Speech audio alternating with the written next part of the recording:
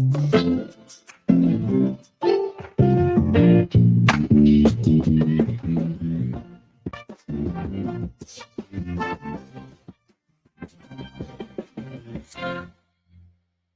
right. Hello, everyone. We're so happy to see you today. Thank you for being here.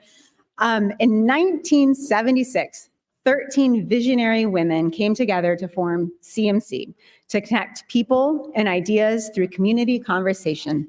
47 years later, that conversation is still going on, and it's what brings us here today together.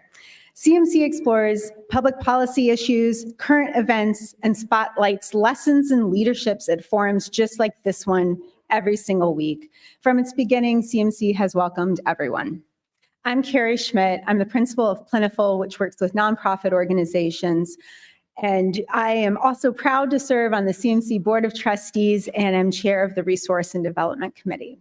For those of you joining us by live stream, we're coming to you today from our beautiful home in Columbus's historic Italian village, the Ellis. And let's begin by welcoming CMC's newest members, Susan Breckelmans with the Benefactor Group, Sean Kessler with the German Village Society, and Amanda Wattenberg from Ohio Guidestone. Welcome. And if you would like to have your name read aloud at a forum and become a CMC member, please do. We really welcome you to and encourage you to.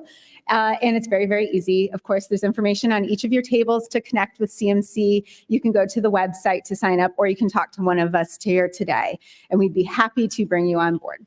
If you scan the QR codes at your tables, you'll see the many generous organizations that support your not-for-profit Columbus Metropolitan Club, and we could not exist without their and your support. Thank you today to today's forum sponsors, the United Way of Central Ohio, Rama Consulting, Crabb Brown and James. Thank you for your gracious host, the Ellis, and thank you for all of your generous support.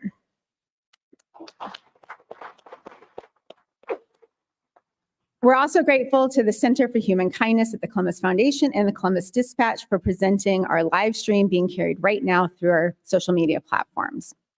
All right, so let's dive in. Welcome to today's forum, Reimagining a Style Giant. Donna James is among Ohio's most successful and admired executives. Her current challenge may be among the most significant in her career, helping an Ohio-based global fashion icon reimagine and reinvent itself after decades of astounding growth and calls for change. As the board chair for Victoria's Secret & Company, James is helping set the VS&Co ship on a new course towards greater inclusivity, while working to win over new generations of younger customers who have their own diverse definitions of beauty. Today, we'll reflect on career journeys and dive into the challenges setting a globally recognized brand up for success with a new generation of customers in an ever-changing fashion world. It is my great pleasure to introduce today's distinguished panelists. Please help me welcome Donna James, Chair of the Board of Victoria's Secret Company and Managing Director of Lardon & Associates, Lydia Smith, Chief Diversity Officer for Victoria's Secret & Company, and our host, an incredibly accomplished fashion leader in her own right, Kimberly Minor, the CEO of Bumbershoot. You can read all about, let's clap for them now. We can't hold it back. We're just very excited for it. You can read all about the today's panelists via the QR code that we mentioned earlier. And let's get going. Thank you, Kimberly. Thank you. So hello, everyone. And I'm super excited to be here. And we have so many questions. I know you all have a lot of questions. So I'm going to jump right in. And let's see where this conversation takes us. Okay? Sounds good. Wonderful. Okay. So Donna, my first question is for you. So let's just start light, okay? So can you discuss a pivotal moment in your career that helped define your trajectory? That's light, huh? Well, that tells you how our conversation is going to go. So first of all, thank you. And thank you for having me and us and a brand that we love and people love to talk about. So that's a big piece of why we're here. A pivotal moment. There are so many. One was an intersection of doing what you love, but not to the point it takes you out of here. So one pivotal moment in my career was right at the pinnacle peak of success, doing what I wanted to do at Nationwide, running 5 businesses, one an international company, another in the banking industry, very diverse financial services companies. My body decided to shut down and I had a stroke. I was 46, 47 years old. My wonderful husband, who I just knew in a crisis he would not know what to do, he knew what to do. And I found myself doing the thing I loved, making a difference, turning around 5 very different businesses, fast fail, fast scale, had a venture capital fund looking at opportunities in financial services that were emerging and could be opportunities for our company in that. And my body said, I'm tired. And he found me on the bathroom floor. I was awake, but I couldn't speak and I was paralyzed on my right side. So I came out of it almost as if it never happened, except it did happen. And it's a precursor for major stroke. Couldn't tell me why, no history in my family. So I decided I needed to step back. Not for a week, not for 2 weeks. I'd been working at the company for 25 years. I had just gotten back from speaking with Coca-Cola Enterprises about joining their board. And I turned them down and gave my boss notice that a year. First, I told him 6 months, and then he kept trying to get me to stay. I said, stay through the year. It was the best thing I could have done. When one door closes, whether you close it yourself or something presses upon you to close it, there is another one open. You just cannot see it. And what it opened me up into, and I know you can relate to this, is starting my own company. To do the thing I love, helping businesses and leaders get to their best next, because that's what I was doing with the 5 businesses and the venture capital fund. So that was a pivotal change for me, and that started Lardon and Associates in 2006. I'll let you guess what Lardon stands for. Just think about it. Larry and Donna, really? Yeah, that could be right. So, okay, so based on that, we know that starting your own company is not slowing down, right? And so I'm still confused, but yes, you're absolutely right. And it's not retirement. Yeah. right, it's definitely not retirement. So in doing that, and that was 2006, and I know you have ramped up since 2006 and you're very busy. So my next question is, when they asked you to be the chairperson of Victoria's Secret and Company's board, why did you decide to do that? Yeah, what about that? So many of you may be aware, I've been on the board for a number of years, but a lot of history, seeing the ups and downs. And we were in a moment where we needed to pivot. And we were looking at selling the company, at least 50% of it, and COVID hit. And a lot of things changed, and that be the plan A, then we pivoted to plan B, which was to spin the business out, value creation for our shareholders, and continued growth and ability to serve our customer in a very different way. I'm working hard trying to make sure what I love to do is support making sure the right things happen, whether it's individually or in business. And those of you who know me know that's just how I'm wired. Was not expecting to be asked. And you sort of know when there's been a meeting before the meeting and they've been talking about you and you think you know about the meetings before the meetings, but I missed this one. And we're on a Zoom or Microsoft Teams call, and it's the committee that makes these decisions in spinning out a company. And the chair says to me, so Donna, would you be interested in chairing the board? I'm like, oh, yeah, right. I laughed because, we were very collegial and I thought they were just having fun. Nobody smiled but me. They were very serious and I knew, oh. And the interesting thing about the decision it wasn't any concern in my mind about whether I could do the job, because I've learned in moving into new roles, there are things you have to learn and there are things you know. So don't be afraid of what you've got to learn. You've just got to figure that piece out. It was whether I wanted to do it or not, and the why behind it. And it appealed to my biggest why. I talked to my consultants, 3 very trusted advisors, my husband, Yvette McGee Brown, swore them to secrecy. And one gentleman who's not here, Steve Davis, good friend, great colleague. And they were saying, so why are you even thinking about this, Don? Of course, you should do it. And it appealed to my why, to help people and organizations get to their best next, because best next is on the way to where you should be. And no matter where you are, there's always a better next. And so I said, yes, it was about transformation, and I love transformation. So yeah, and I'm loving the job, and it is a job. Well, so what I hear is that you created a personal board of directors, right? And that helped you, right? And that's something that I talk about all the time, that we need to have our own personal board of directors, to have those people that we trust who can lead us. So thank you for those of you who helped her. Lydia, I was going to ask you a different question, but you're at a different stage of your career.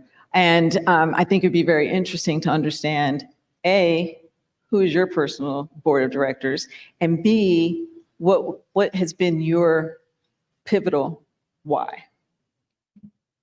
So my personal board of directors, actually, my mentor, the boss that hired me into my first role, and she's been on my personal board of directors from the beginning because she saw me before. So she knows who I am at my core and what are my values. So I know that the advice that she gives me is based on what she knows about my values, not what she thinks or what other people from the outside are looking in.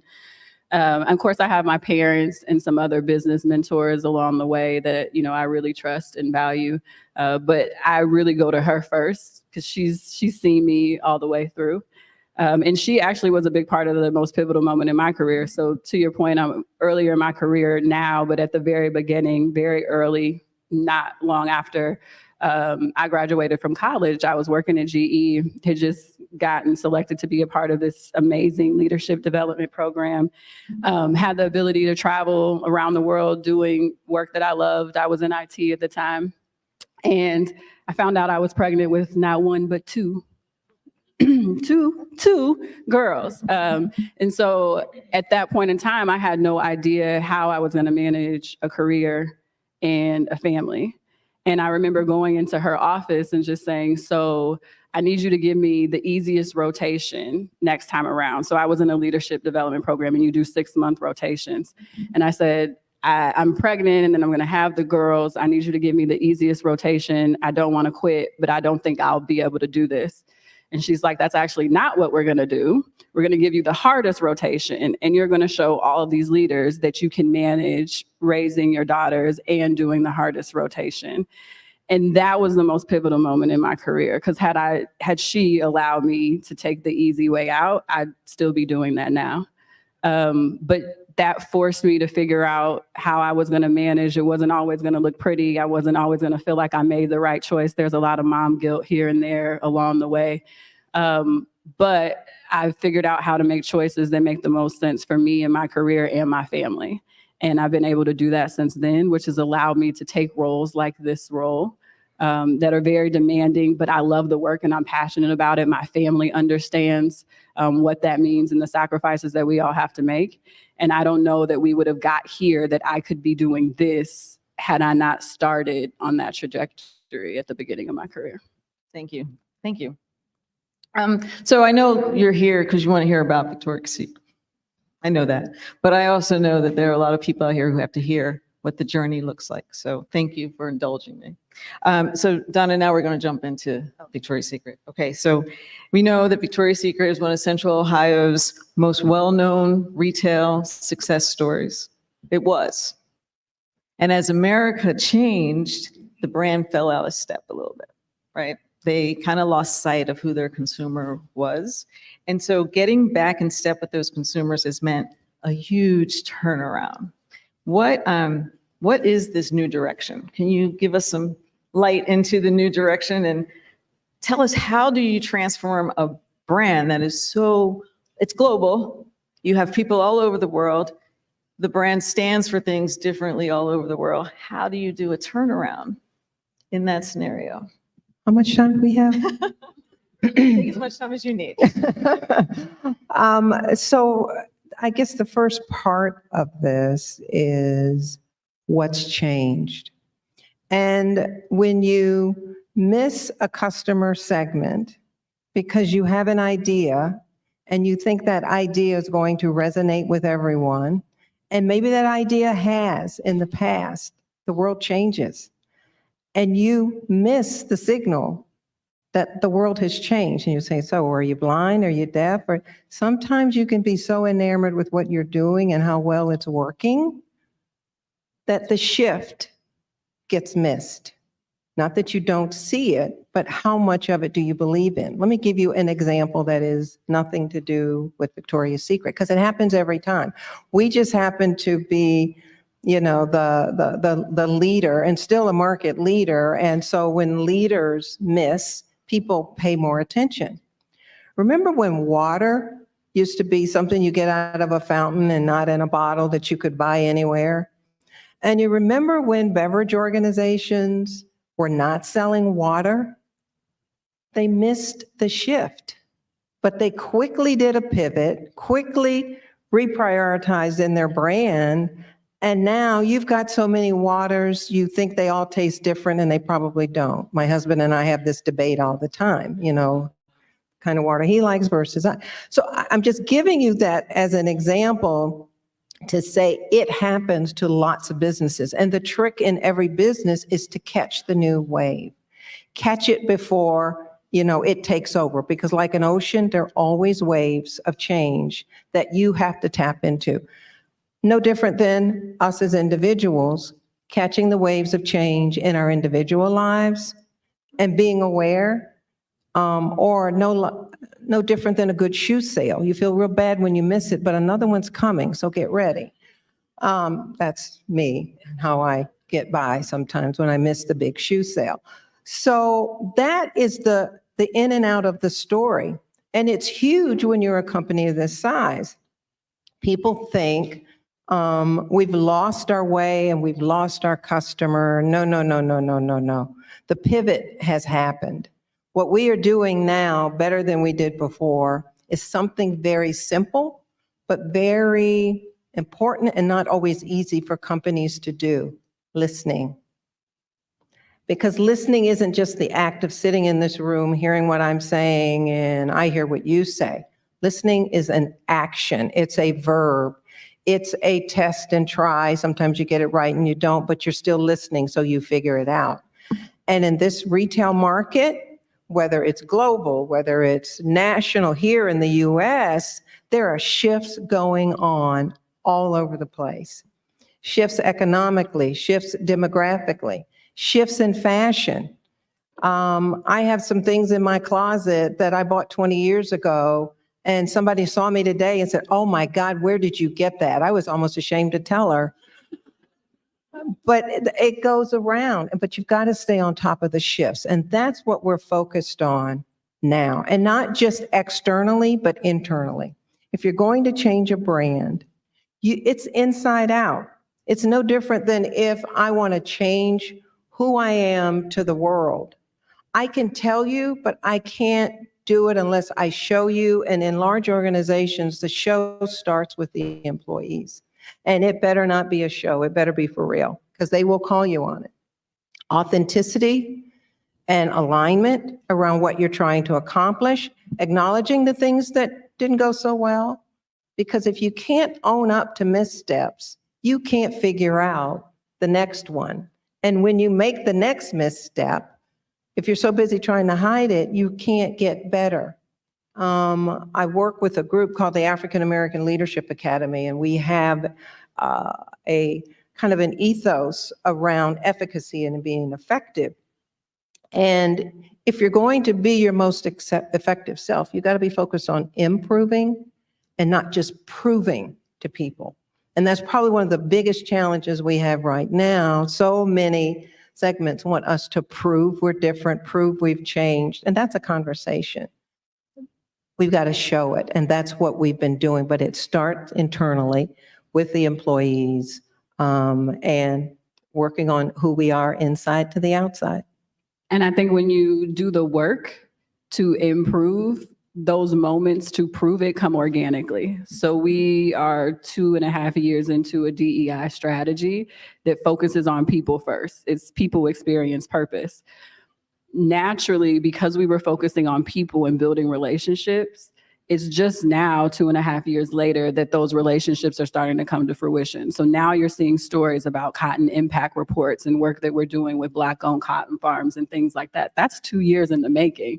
That didn't just happen the week before when the article came out. We've been doing that work behind the scenes because there was an organic but a real and authentic desire to drive economic empowerment. So we were building the relationships already to be able to do it. So that's why you have to start, if you want something to be sustainable, you have to start with that improving step. You can't just jump to proving to people and wanting to be out there and get the notoriety and get all the shine, because it won't last. So can I add one thing to that very quickly? A big piece of the shift was figuring out, what does inclusivity look like to us, to our employees, to our customers, and moving in that direction. You know, people talk about inclusivity, especially with fashion and lingerie, to be body size and shape. Sure, that's the visual part of it, but there's more to it than that. There's more to inclusivity with customers, yes, reflecting who they are in your product, in who you have wearing that product, but also creating a sense of inclusivity and belonging with the employees. Because they're the face to the customer, whether it's digital or it's in a store. And you all can recognize we're not the only ones. Some were earlier to that shift, some were later, but it's a shift. And trust me, there are people fighting against it and there are people fighting for it. Everybody has a point of view, but you have to be clear about your North Star. You don't ignore what's out there, but you don't let it derail you unless it's something that is very important that you may have missed. And that discernment between what's critical, what's relevant, and what's noise is not easy. But that's how I think about it. Because it's all noise. It's all noise. It all sounds like noise in the beginning. You're absolutely. It's all noise. Well, you brought up some great points, so I'm going to go off my cards. So the idea of changing the brand, changing the culture, and then also understanding the importance of inclusivity, right, and equity. And this is something that's really near and dear to my heart, because I know I was introduced as the CEO of Bumbershoot, but I'm also the CEO of the Women of Color Retail Alliance. And our focus is on making sure that we are represented, but not just as on the front lines, right? And not just in the distribution centers. So I really like, Lydia, if you could take a few minutes just to talk about, what does that look like? What is the path to change the complexion of the leadership, so that not just reflecting the customer in marketing and in the stores, but reflecting it in the decision makers? That's a great question. So what I would say is the biggest point is pipeline. And I think that's actually why you are starting to see a lot of companies being called out, or just the industry in general, because 2020 was this year. Everybody made these big commitments, talked about all these things that they were going to do, and then here we are 3 years later. Did we do them? Yes or no? And the reason why I believe a lot of that fell short was because there wasn't actual intention around building a pipeline and what that looks like. A lot of people, when you start to talk about diversity, equity, and inclusion, the first thing they think about is diversity, and then the next thing they think about is recruiting. So where are we going to go? We're going to go to HBCUs, and we're going to recruit diverse talent from those HBCUs. Well, one, how are you going to retain that talent once they get to your company? Do you even have a company that they would want to come to, that they would stay? What's the turnover going to be? And then that's where the culture piece comes. That's why culture is so important. You have to have a culture that's going to retain the talent. Otherwise, you have an open door of people coming in and out. And if people are coming in and out, then you don't have the diverse talent in leadership to mentor people in middle management and people starting off in their career. People that are early in their career don't see people that look like them. They don't think and see the path for them to get there, so they leave and go somewhere else. So now you have this revolving door.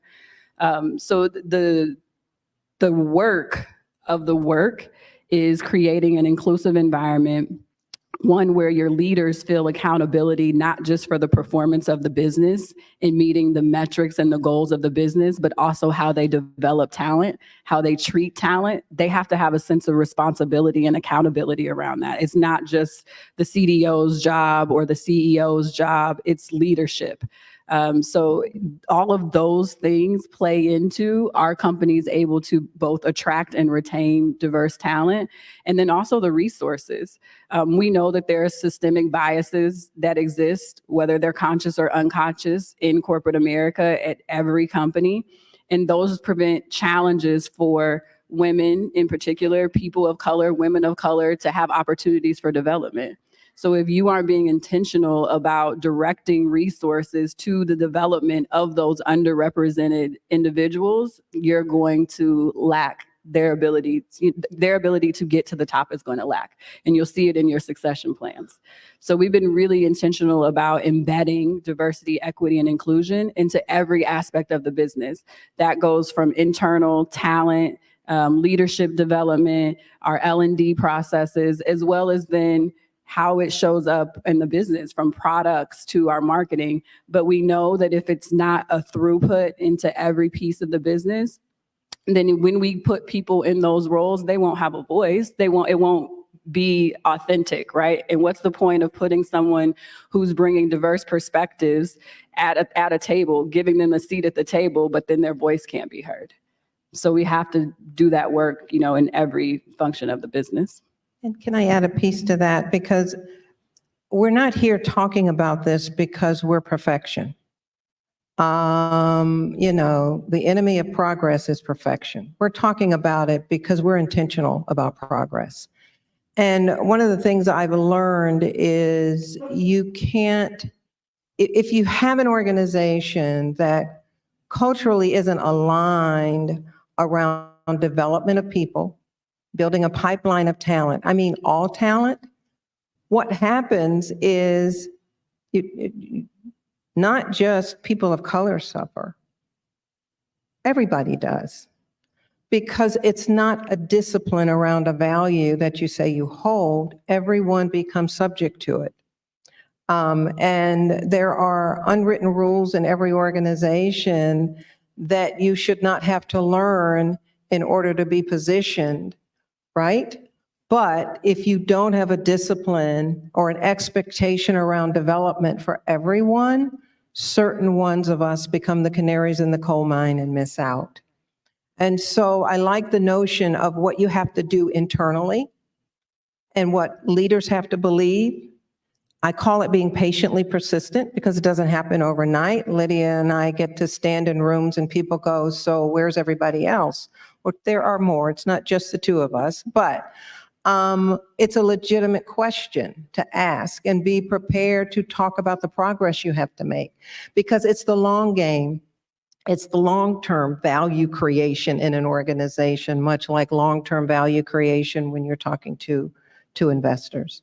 So just to put a little data to what Donna just spoke about, and this is according to the most recent McKinsey Retail Women in the Workplace, at the senior vice president and C-suite level, women are 38% of that number. Women of color are 6%. And when we look at women of color, we consider Hispanic, Asian, Black, Indigenous, Native. So all those groups, 6%. And that's the heavy lift. That's the journey, right? Because you have such a big gap to close. So just wanting to give everyone a point of reference. So there are some other really innovative things that are happening at Victoria's Secret, like the VS Collective, right? Very different than anything they've ever done before. I know there have been loyalty programs and there've been, ambassador programs and college programs, but the VS Collective is bringing very well-known women to the table. Would either of you like to talk about?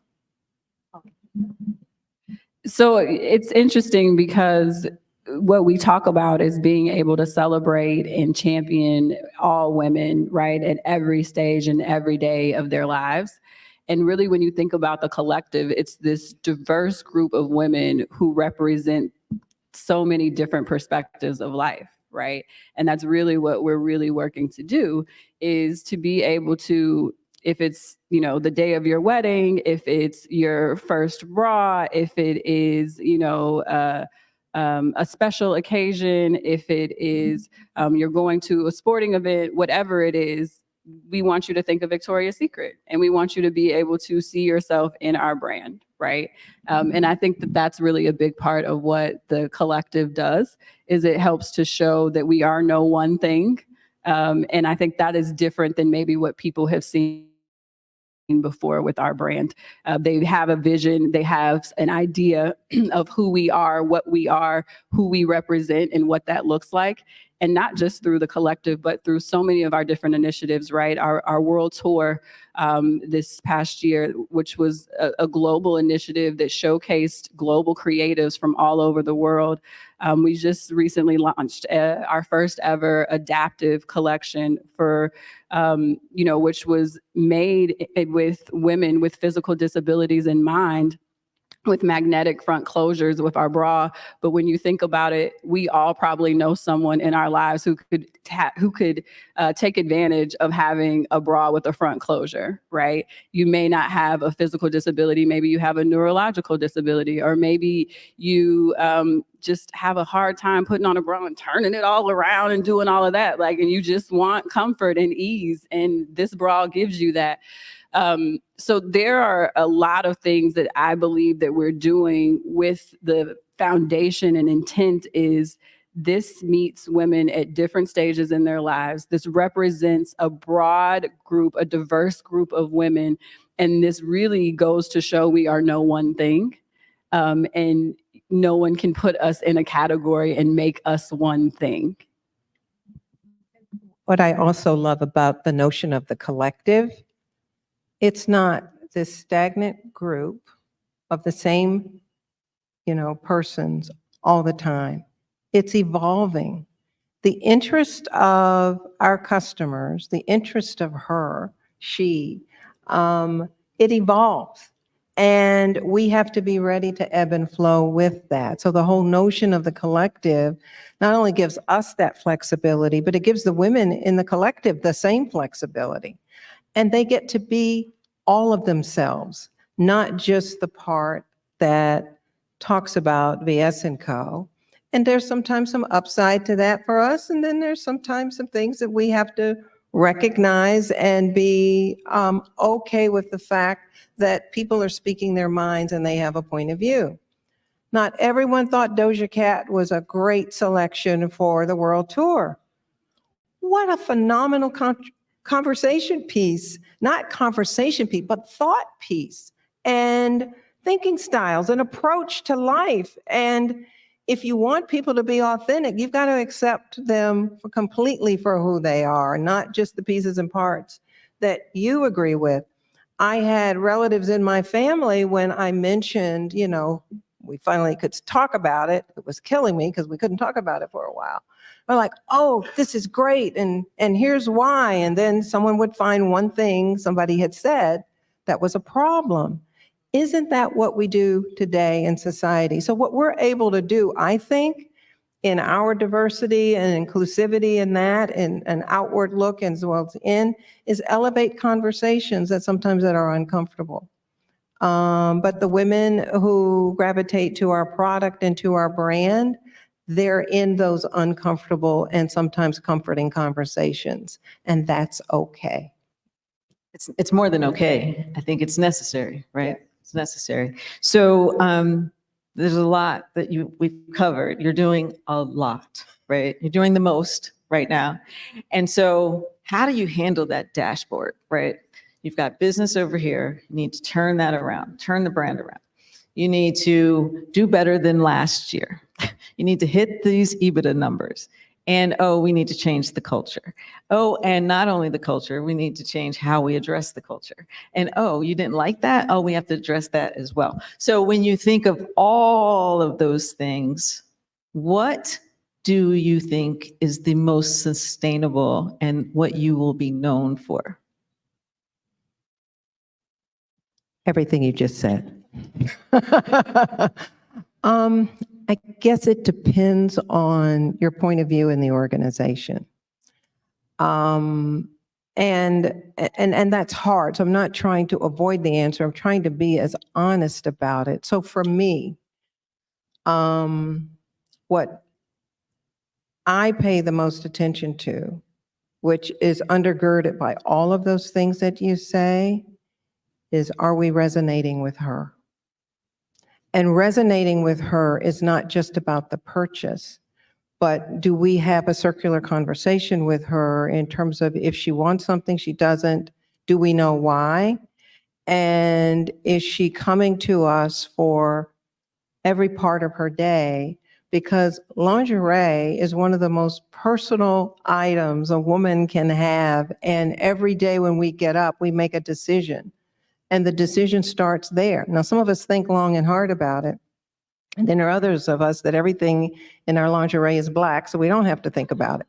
I'm not saying I know a person like that. I'm just saying there are some people who are that way. But it's a very intimate decision. And I'm going to be looking at and thinking about, are we resonating with her and are we resonating with our own employees from a culture standpoint? Because yes, being on the board, I have to pay attention to investors, and I do more than pay attention to them. But what they expect is a return on their investment. But if that formula between the internal and external doesn't work, the return's not going to be there. And so I see a tight connection there. So I'll take it from that perspective. Okay, sounds good. So I just got wrap it up from Doug. Can I ask one more question? Okay. So my last question, imagine this, December 6th, 2025, and we're back here. What's the one thing that you're going to be so proud to share about your journey with Victoria's Secret? We said this a few times, but it'll be that we listened. It will be that, when people are talking about our brand, they're talking about those shifts. They're talking about the things that we intended to get right, and we got it kind of right, but there may have been a little miss there, or, the ups and downs that we know that will happen in business. They will say that we listened. We listened to our associates, and we have proof points to show that we heard and we did the work, and we listened to our customers, and we have those same proof points to show that we did the work. I think that everything that we are doing now is a product of the fact that we're listening, not that we are sitting in a room just coming up with ideas on our own, but we're listening to our customers, we're listening to our associates, and we'll have a bunch of great proof points to show that by 2025. Wow, so much. You asked some great hard questions. So as I sit here and I think about that, this is a year later, what am I going to be excited about? I'm going to be excited about the growth. And growth, covers a wide spectrum. My personal growth, because stepping into this role as a chair of a board is wonderful, but it is working directly with a phenomenal CEO and management team, which makes it not only enjoyable, but something where you can see and feel the progress happening because you're all on the same page. So I will be looking to be able to talk about the growth personally, growth of the business, growth in our connection with the customer, and growth in things that are mundane but so critical, our infrastructure, our supply chain. I mean, there's so much that goes on behind the scene to make that beautiful puffer jacket that, Pink has online happen and get here and get everywhere across the world. It sounds mundane to the person because nobody's thinking about that, but behind the scenes, if the technology isn't working, if the store's not in the right place, if the supply chain, as we saw in COVID, falls apart, we have problems. So I'm looking for growth in all of those facets, personally and professionally in the business, and the people in the business, which is the most fun. Yeah. So thank you both. So now, with CMC, you get to ask questions. And so in the back, Doug is at that microphone. So if you have questions, please feel free to line up at the microphone. And then if anyone who is on the live stream, you can send those questions in, and Doug is going to manage all of that for us. So please. Kimberly, thank you. And thank you to today's panelists. This is a very well-dressed crowd here today, by the way. I just want to point that out. Question. In the past, Victoria's Secret seemed to create its own definition of beauty. Now things seem somewhat reversed. Today's Victoria's Secret seems much more open to embracing beauty as its customers define it. Would you say that's accurate? And who defines beauty today at Victoria's Secret? I think the question answered itself. She has to define beauty for herself. Oh my goodness, yeah.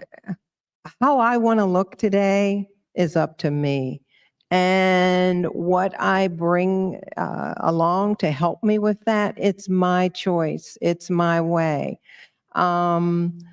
There are some iconic things about this brand that people will associate with beauty, but it's a feeling as much as it is a look. But there is no one way to define beauty. And that's the beauty and the trick of it, is keeping up with what she sees and making sure she has what she needs to support that vision of herself. No one wants to be told, this is beauty. It comes from here. And we want to help her grow that. So I think the question sort of answered itself. It has to be defined by her. The problem is when somebody else is trying to tell you what it looks like. The piece that I would add to that is that there is this, I think, notion that there's one person sitting in a big room overlooking everything and they define all things that have to do with our brand, when the reality is we have very collaborative teams who are working together across every facet of the business. And we have created and are working to continue to create an inclusive culture where those individuals can bring their voice and their perspective to the table. And so while that definition of beauty comes from inside, we have a team of consumer insights experts who are listening to what's happening in the marketplace. We have focus groups, surveys, and we're listening to our customer, and they're bringing that insight and data back to our teams who are responsible for creative and marketing and our products. So it's not just one person's viewpoint and what they think. That definition of beauty and how we not only define it, but how it shows up for our brand is a collaborative effort. Good afternoon, Landon Adams. I'm here with the African American Leadership Academy, and I'm professionally director of maturity at the New Salem Baptist Church. My question, Kimberly, actually was sparked when you provided the stats around women, and particularly women of color in the fashion industry. And I was struck how gendered fashion usually is at an early age. And I wonder, what can we do to help shape culture?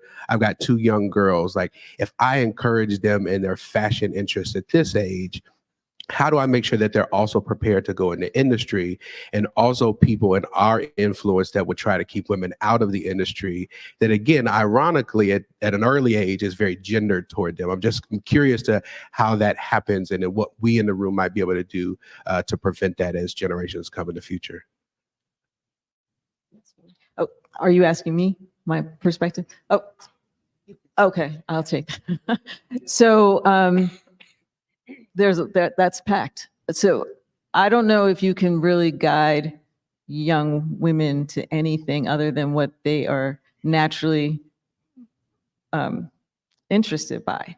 I happen to be the daughter of a fashion model. So I started reading W and I had subscriptions to WWD by the time I was 10, right? But I didn't think I wanted to be in this industry. It kind of fell on me. And I think that we need to look beyond gender, right? We need to really look at people, little people, for who they are and what they want to be interested in. I don't think that you can control it from that perspective. What needs to happen is that the people who are at the top need to be more like Donna, right? And other people who are open to new people, new ideas, and new approaches. Because what we've seen, and there's more data, in the past 12 months in fashion and retail, women at the top have been replaced by men 5-1. So like those things need to change to allow your daughters and anyone else who's interested in this industry to come into the industry, make the difference, make their mark, and move up through. So that's where the change needs to happen. You just need to support your girls for whatever they want to do. Because like with the VS Collective, Megan Rapinoe to Priyanka Chopra Jonas, right? Broad, very broad. And that's what it really should be. That's what fashion's about. One thing I would add is just keep reminding them what you're already telling them. They can be and do whatever they choose. And to stay curious. We've talked about this word curiosity. Next to confidence, curiosity is a value and a virtue to be developed so they can be whatever they choose to be. I was actually going to build on the confidence piece. I think competence and confidence, right? And so often it's one or the other. And, you can get dead set on a particular area of expertise, and yet you go so deep that you go into a room and you don't have the confidence to speak up, to share what you know. Or it's the other way around. It's the loudest person in the room that actually doesn't know what they're talking about. Yeah. But so I would say encouraging them as they're searching and they're learning and they're, that curiosity that they have both, that they're developing their inner confidence in who they are and what they bring to the table, and that voice that they have, that unique perspective that no one else can come to a table with, but also developing that area of expertise within, if it ends up being fashion or anything else, what's their area of expertise, what's their niche. So one more thing with that, to your point, but don't push them into it because they appear to have an aptitude. Like, let that develop naturally, because you'll see what really is going to come to be.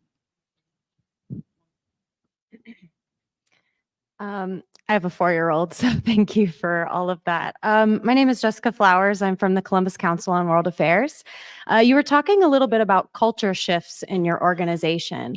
I'm just curious, you've talked about inclusivity and your DEI work. Do you have any other goals around culture shifts in your organization? And then along with that, what challenges have you run into in trying to shift culture, and how have you overcome those challenges?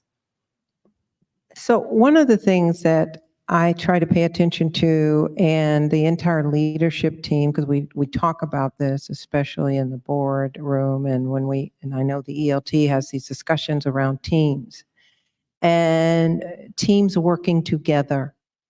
It's so easy when you're in an organization where you have bright, talented people for ideas to take on a life of their own because an individual is promoting that idea. But to Lydia's point about collaboration, that is an important shift in the world as well as in business. And I've got a granddaughter in college, and one of the things they do, professor, which we have a professor here beside us as well, is a lot of team projects. And in the moment, the students go, oh God, I got to work with somebody else. Yeah, it's called life. You will always have to work with someone else, but how you work together so collaboration delivers a better product than what I could do individually, that's the trick. That's a huge shift. There's this quote, if you want to go fast, go alone. You want to go far, go together. We need a go together culture, and that's what we're working toward. Yeah, I think we're almost there. Hi, good afternoon. I'm excited to be here, and this has been an amazing conversation. So my name is Sandra. I'm with a lifestyle publication called Role Model Magazine here in Columbus, and we're all about really building confidence in girls. So as you speak about Victoria's Secret's trying to reach that, to speak to her, I mean, speaking to me, who's her at 40, I'm able to look at a Victoria's Secret model and feel confident that I don't need to be her. I can go into the shop and confidently look at the bodies and not feel that I need to change or shift. So how are you speaking to that 16-year-old her as she transitions from, the Walmart brand to now trying to fit into this new, body, and then seeing different models and, obviously with confidence at her age, how are you guys talking to her to make sure that she doesn't feel some sort of way when she looks at your models or your representation? I'll just start, but definitely want to make sure Lydia jumps in here, because some of the things that we're talking about broadly is in particular because of that 15, 16-year-old who is very, very vulnerable to perceptions of self while she is creating her own sense of self. And so the big deal about even showing body diversity is about self-acceptance. That it is okay that I am the way I am. There's nothing wrong with me. I was on vacation once, and this little girl came up to me. We were at the pool together, and she said to me, "Why is your skin so much darker than mine?" And her mother was there lying at the pool. And she didn't cringe. She didn't say anything. I don't know if she heard the conversation or not. And she was being perfectly innocent. If she had not seen me or felt comfortable asking that question, that could have done something to her own confidence level. I knew that was a pivotal moment in my trying to answer her question. And I said, well, God makes flowers all different colors too. I said, and we love the flowers. They smell differently. They grow. I said, yeah, that's why my skin's different from yours. And she said, oh, okay. And then proceeded to want to play something, right? So we are very much aware, and, we try to get there through our pink brand, but also the overarching values that we have in the VS brand or the Adore Me brand includes that as well, because that value of self doesn't go away with age, but it is nurtured at a very young age. I'd build on what Donna said. The other piece is when you think about our brand, particularly pink, the content is evolving. So it's not just images of one body type or one person without storytelling behind it, right? When you see our brand, you see a lot more opportunity for the stories behind the content that you're seeing, which also helps people to relate and put things together, just to say this isn't just one person and I have to look like this person. Also the inclusion of influencers now, right? So you're not just seeing a model or a supermodel, you're also seeing real women, real body types, and you're seeing that these are real people. So I think that helps in that, and helping young women to not see one thing and think that they have to be that one thing, because it's a more holistic viewpoint of what's real than maybe historically what you've seen. Thank you. We have about 1 minute left for one final question. It might be the most challenging yet. What is next for Donna James? Wow. Well, we'll have to ask her. Oh, that's me. Yeah. What's next for Donna James? I can't answer that question without thinking about Larry James. And so the what next for me is about what next for us. And we are living our best life, at least the best life that we know so far. And each year it just gets better. So what's next for me is to hopefully and prayerfully continue to live in a place of growth and love in everything I touch and do. I don't have any big plans. I'm not running for office. Plenty of people doing that. I'm not, planning to start a new business. I got plenty on my plate. I love what I do. And I'm just prayerful I can continue to do what I love a little longer and stay in love a lot longer.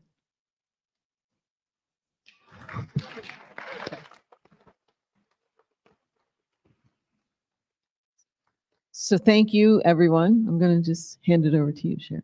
All right, thank you so much. I regret for this to come to a close, but let's not stop having this conversation. That was really important stuff. I hope you found today's forum as interesting as I did. I know one takeaway I will think about is how not to waste the potential of a pivot. That'll give us something to really think about on our drives out of here, or as you click off your computers, for those of you who are out there. Thank you so much for joining us. Thank you again to our forum sponsors, to the United Way of Central Ohio, to Rama Consulting, to Crabb Brown and James, and to the Ellis for your continued support. We want to thank our virtual seat patrons, to the Center for Human Kindness at the Columbus Foundation, and to the Columbus Dispatch. And a very, very special and warm thank you to today's speakers, Donna James, Lydia Smith, and Kimberly Minor.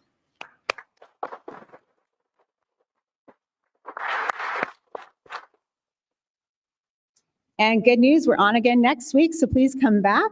You can register now for next week's forum, Reattaching Historic Neighborhoods to Downtown Columbus, which will also feature the winner of the 2023 Harrison Smith Award for Excellence in Downtown Development. Again, thank you so much. We could not do this without you. Have a wonderful day and a wonderful afternoon. Thank you.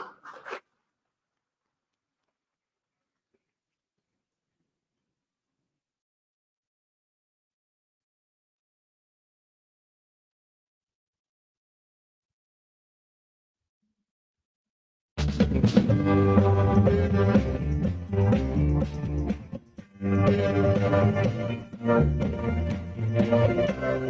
you.